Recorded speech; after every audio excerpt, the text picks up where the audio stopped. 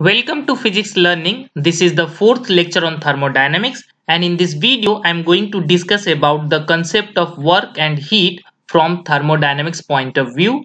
I will also discuss about internal energy and first law of thermodynamics. In mechanics, we have seen this. When a system undergoes a displacement due to action of force, work is said to be done, and it is measured by product of force and displacement, right? So same concept is here in the thermodynamics. Work can be of two types. First one, external work. Second, internal work. What is external work? If a system exerts a force on the surrounding and displacement occurs, in that scenario, work is said to be done by the system or on the system, and it is treated as external work. But if one part of system exerts a force on another part of system, and in that time if displacement occurs, that is also a work, but now the work is called internal work, right? And in the thermodynamics there is no role of internal work. So if we are talking about the work in thermodynamics, which means we are always talking about external work, not internal work, right? These things need to be cleared here. Now, why work is happening? We have seen the concept of mechanical equilibrium. When there is absence of unbalanced force, system is said to be in mechanical equilibrium. But if there is a presence of unbalanced force, then system will move to establish a new mechanical equilibrium situation, right? So work is usually associated with the mechanical interaction. When the system is not in the mechanical equilibrium, it will try to be in the mechanical equilibrium, and in that scenario there will be a work. Okay, so whenever the external work performed by a thermodynamic system or external work performed on the system, in that time it leads to change in the system from some initial to some final state, right? This all we have discussed in detail in the mechanical equilibrium. Whenever this kind of changes happen, then I'm sure that system will not be in mechanical equilibrium and thermodynamics rules are not applicable in the non-equilibrium case. So we must have the process quasi-static, because quasi-static process is the process in which we can consider all intermediate states as equilibrium state. Okay, the concept of quasi-static process I have discussed in detail in my previous lecture. Okay, now just come to derive the expression for a work done. Consider a hydrostatic system. We have a gas within a container, and container is closed with a movable piston. Okay, now assume that there is a difference in pressure from system and surrounding, and within the system pressure is much higher. So what will happen? It will exert a force on that piston. Okay, and in that scenario this piston will try to move upward.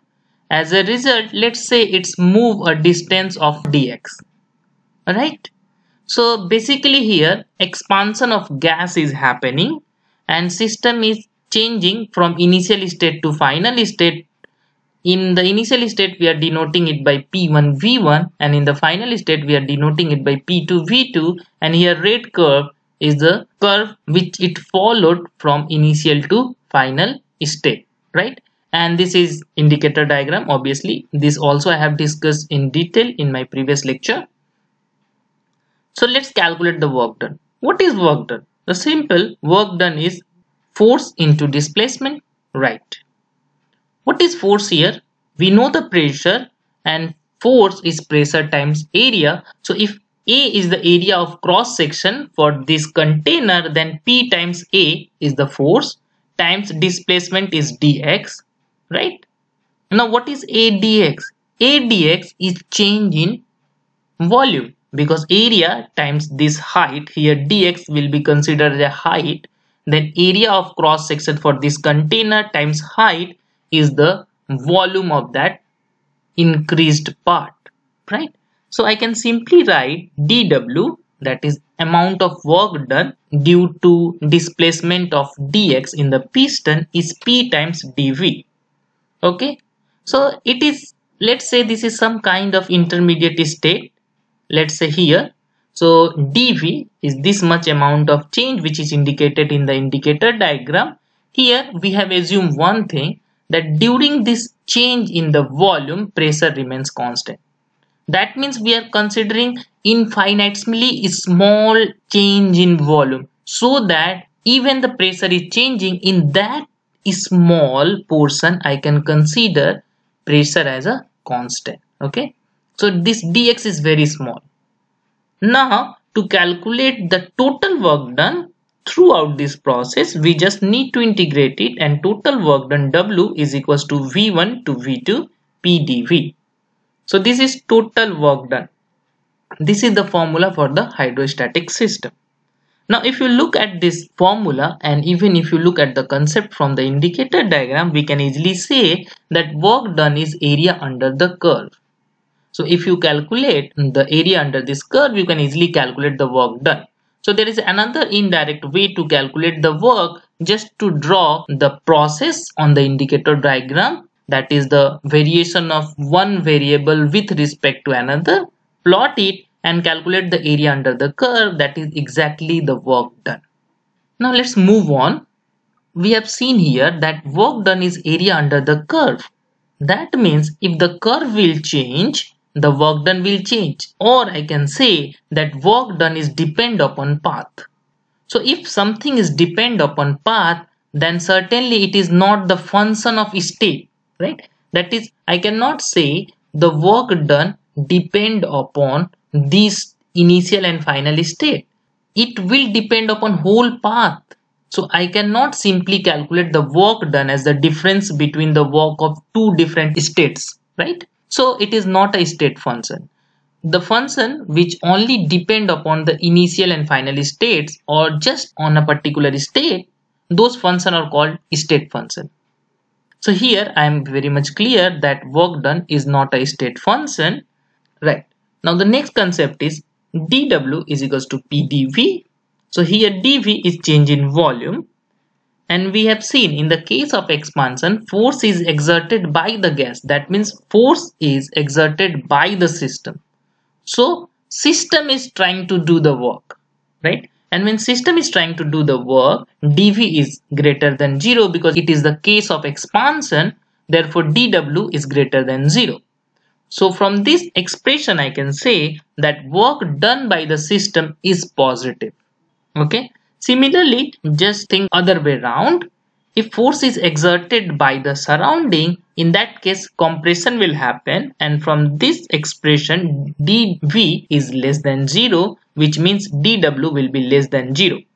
So this is two important concepts, that work done by the system is positive, work done on the system is negative, and this one also, the work done is not a state function. It won't depend upon the state.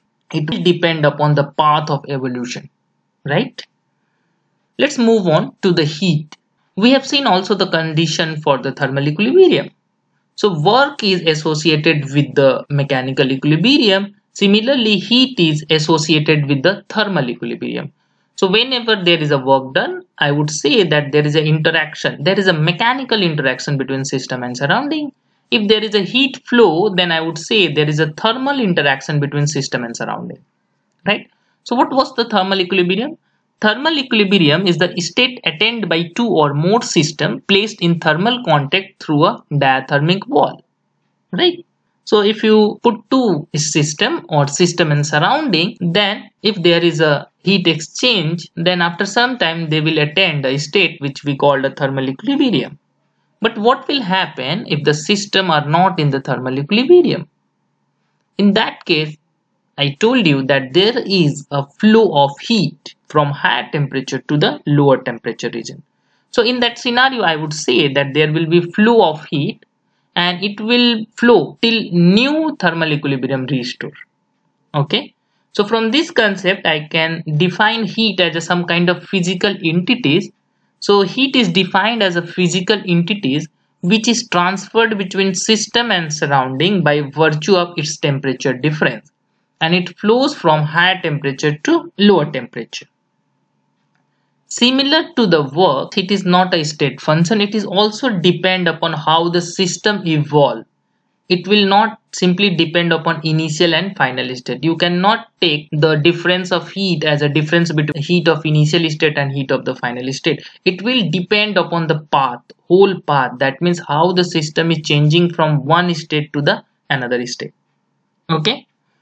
Now the next concept which we need in order to formulate the first law of thermodynamics is internal energy. What is internal energy?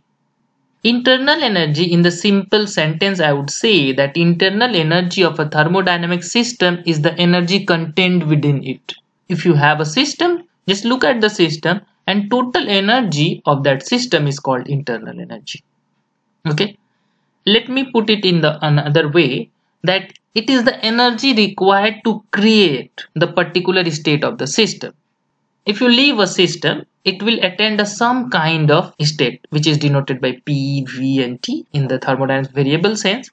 But in order to attain that state, it requires some energy in order to produce that state, in order to create that state.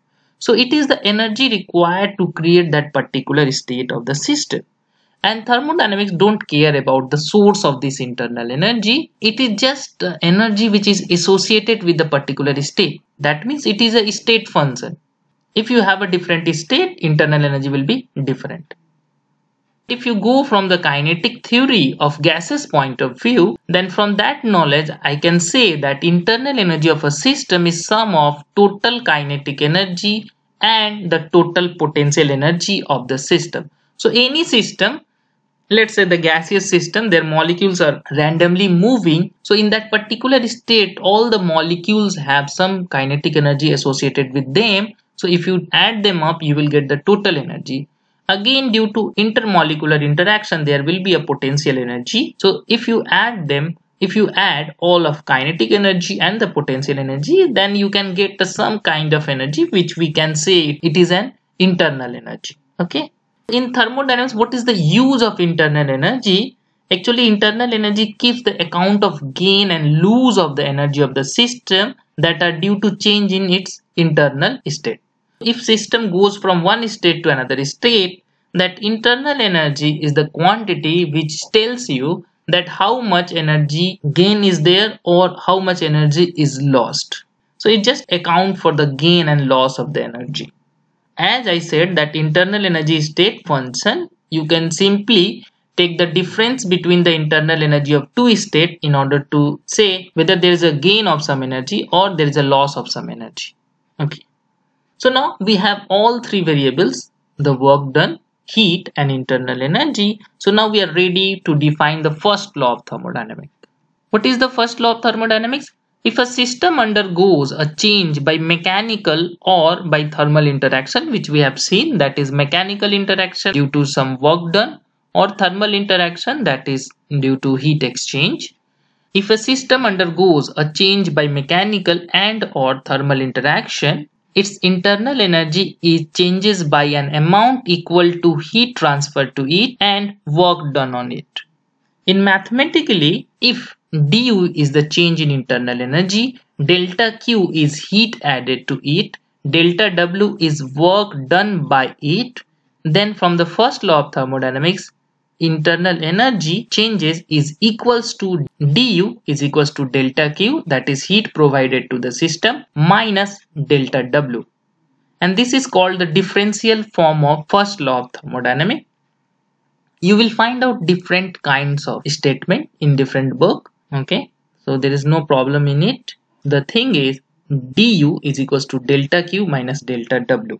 Okay, sign convention for Q is that it is positive when heat absorbed by the system and negative when heat rejected by the system. Whereas for the work done, we have seen that work done by the system is positive and work done on the system is negative.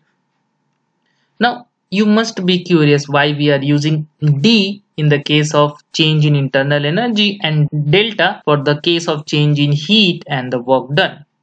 Because as I said that U, that is the internal energy, is a state function, whereas Q and W depend upon the path followed. Therefore, D is here to denote the state function, change in the state function, and delta for the change in the variables which depend upon the path. In some book you will find out D bar. So that's the same thing. In place of delta, some book use D bar. So you don't have to worry.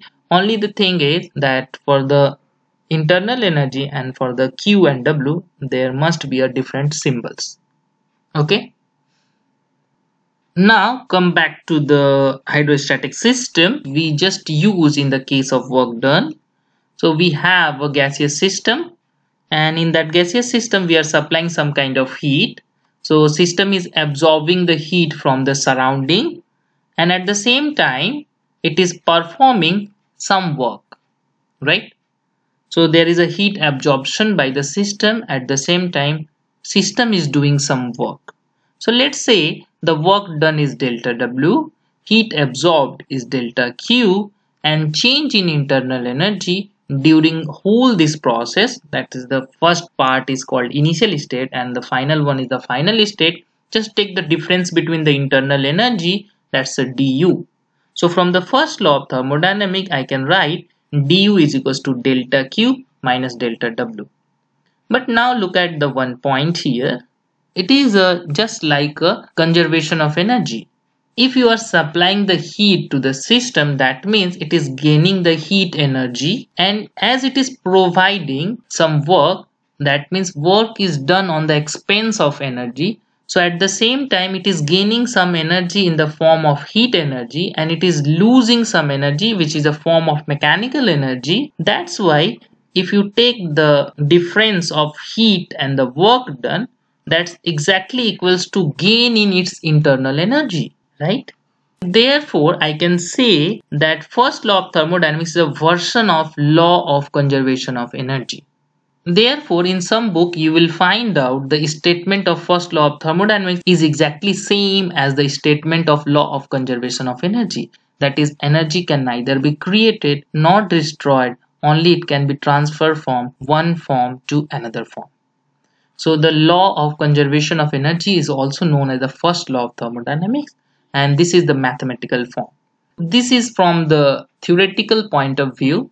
In the next video we will do the application of first law of thermodynamics. So from here on we are going to do the application of first law of thermodynamics. We will do some kind of calculation for the work done in the case of different scenario for the different systems, and we will do some numerical problems that in order to pack up this first law of thermodynamics chapter. Okay, so see you. Thank you.